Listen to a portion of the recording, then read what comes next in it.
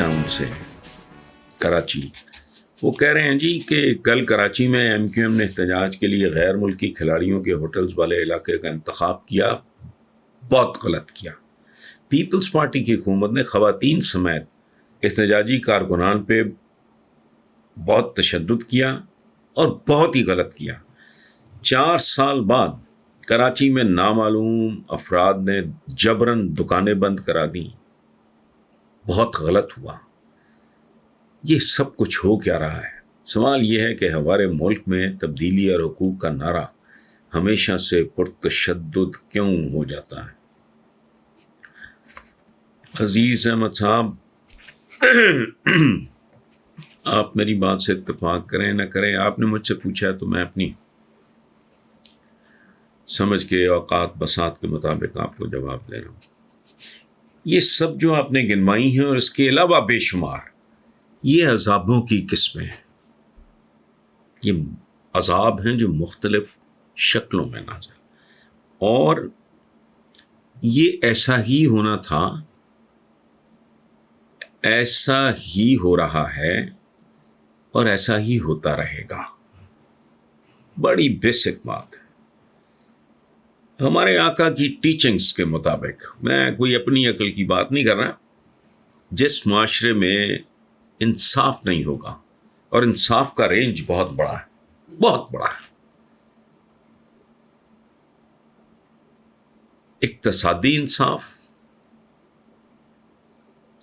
اور عدالتی انصاف، یعنی انصاف کسی بھی شکل میں عام آدمی کے نصیب میں نہیں ہے. تو جہاں انصاف نہیں ہوگا وہاں عذابوں کا نزول اٹل ہے. یہ جتنا بڑھتا جائے کم ہے. میرے منہ میں خاک، حقیقت یہی ہے. آپ اپنے ارد گرد لگا کے، وہ مائنز لگا کے تو ان کو ساتھ پنگا لو، اس کے بعد کیا ہونا؟ ایک آدمی ہے وہ 100 منزلہ عمارت کے اوپر سے چھلانگ مارے گا تو اس کو رستے میں اگر کوئی گلا ہے تو پھر تو بیکار ہے، وہ ریورس نہیں ہو سکتا. یہ جو ہمارے اسلاف نے ہمیں بیسک بہت سی چیزیں سکھائی ہیں، ان میں سے ایک یہ ہے کہ بھائی کفر پہ قائم معاشرے تو زندہ رہ سکتے ہیں، ظلم پہ قائم نہیں. یہاں تو ایک عجیب و غریب صورتحال ہے. یہ اسلامی ملک ہے کہنے کی حد تک، لکھتے بھی یہی ہیں، پڑھتے بھی ہم یہی ہیں. کدھر ایک گلی میں اکٹھے نہیں ہیں.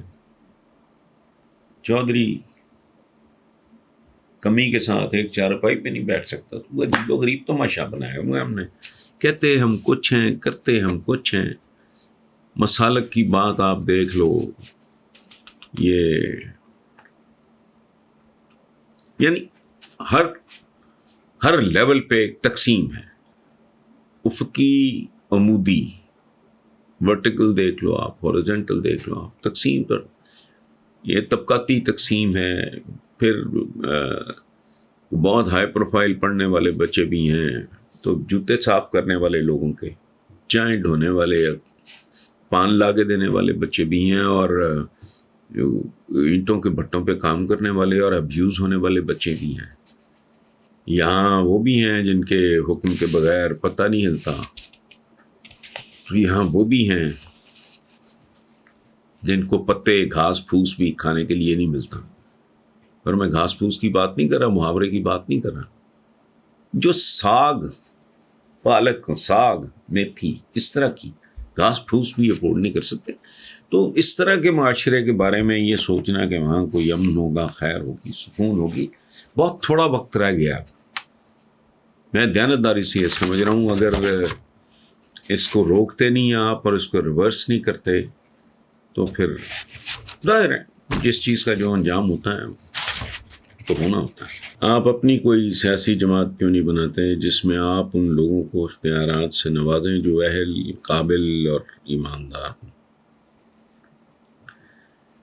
محمد عمران صاحب، آپ کی محبت کا، آپ کے اعتبار کا، آپ کے اعتماد کا، آپ کی بندہ نوازی کا شکریہ. لیکن بھائی میرے، مجھے یہ بتائیں کہ میں نے ایسی کون سی غلط حرکت کی ہے یا میری کون سی بات آپ کو اتنا ناگوار گزری ہے کہ آپ مجھے بد دعا قسم کا یہ مشورہ دے رہے ہیں. دیکھیں پہلی بات تو یہ ہے کہ اللہ پاک نے ہر آدمی کو ہر کام کے لیے اہلیت صلاحیت نہیں.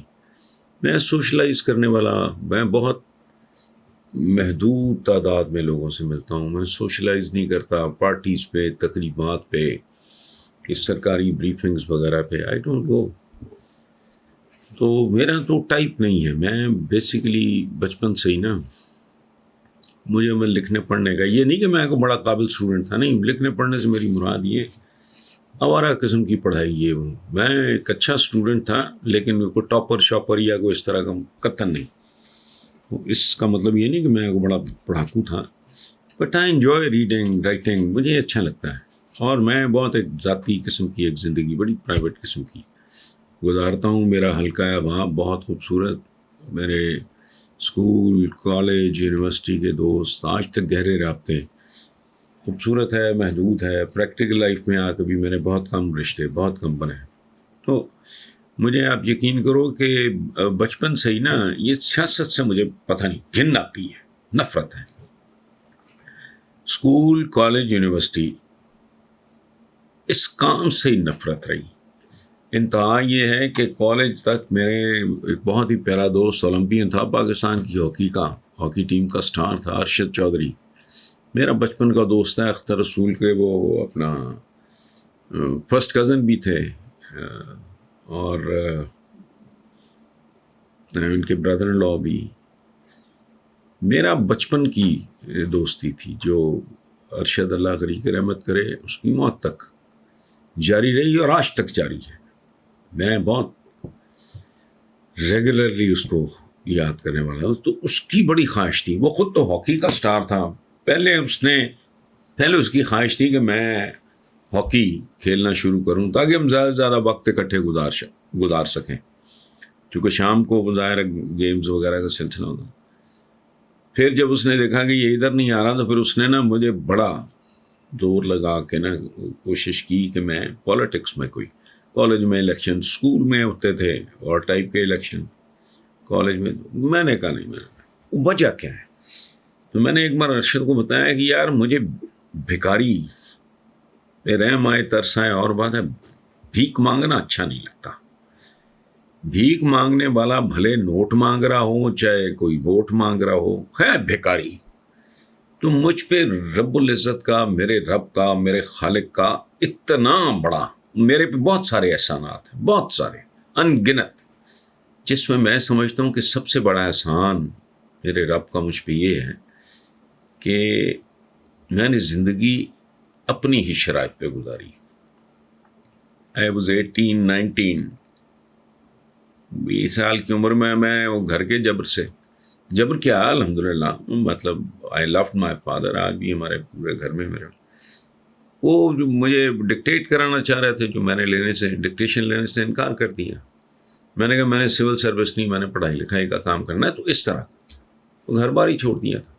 میں نے چند دن پہلے کالم لکھا تھا کہ جس کام کے لیے گھر چھوڑا اب وہ کام چھوڑنے کو دل کر رہا ہے، جو ملکی حالات ہیں.